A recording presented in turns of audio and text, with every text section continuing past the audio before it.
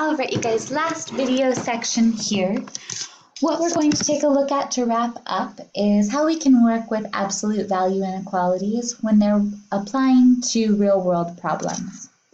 So the first one that you have in your slides describes an essay competition. So it said, for the scholarship competition, Eva had to write an essay. For the essay, she had to write more than 250 words, but couldn't exceed 500 words. Write an inequality that demonstrates Eva's situation, and then graph it. So, anytime you're working to put things together in an absolute value form, where you have a lower and an upper bound, what you want to go ahead and write is to write out what values you need to go in between. And in this case, we've got in between, not 200 to 500, 250 to 500. So what I want to do is to take my lower bound and my upper bound, and I'm going to add them together and divide by 2. So I'll take 250 and add 500, and I'll divide that value by 2.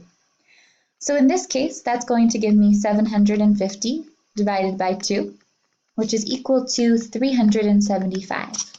So when you're working with these absolute value problems in our classwork or on the homework tonight, your first step is going to be to add your lower and upper bounds, and I'll call them lower and upper, and divide by 2.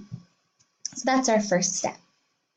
The next step is we want to figure out what's the distance away from 500 to 375 or 250 to 375. So let's take 500 and we'll subtract 375, and that would give me 125. Notice if I subtracted 250, or if I subtracted 375 from 250, I would get negative 125. So these two values have the same absolute value. They would both be 125 away from 375. So our second step is to find the distance between the lower and upper bounds and that midpoint. At that point, we have every piece of information that we need to set up an absolute value inequality. All that we want to say is x, which is either going to be our uppermost values or our lowermost values, minus 375, the midpoint, needs to be less than 125. So this absolute value inequality is going to describe my range of points, 250 to 500. And I can confirm that to myself by then solving this expression.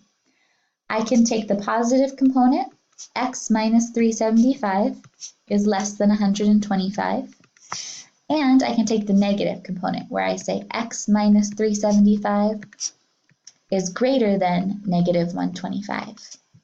Then I can just solve both of these. In this case, if I add 375 to both sides, I can say x is less than 500, and over here, if I add 375 to both sides,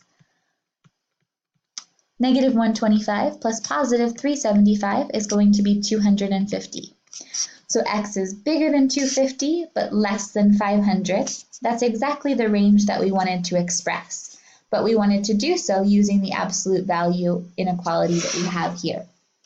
So this can feel a little bit different from what you've seen in the past when putting together a range of information, but it's important to be able to recognize when an absolute value inequality can give you the same information that a compound inequality would as well. So let's try one more of those just to get comfortable with that process. Once you've done it a few times, it will feel quite a bit easier. So let's go ahead and take a look at this next one. And this one is already set up for us in a way that's easier to put together, but we could also think of it from the exact same way we just solved the previous one. In this example, it says, a candy manufacturer wants there to be 240 pieces of candy in each bag they sell. They are okay with the quantity in the bag being off by 8 pieces. Write an absolute value inequality that displays the acceptable amount of candy pieces that can be in a bag. So I know that 240 is what the manufacturers are looking for. That's their goal.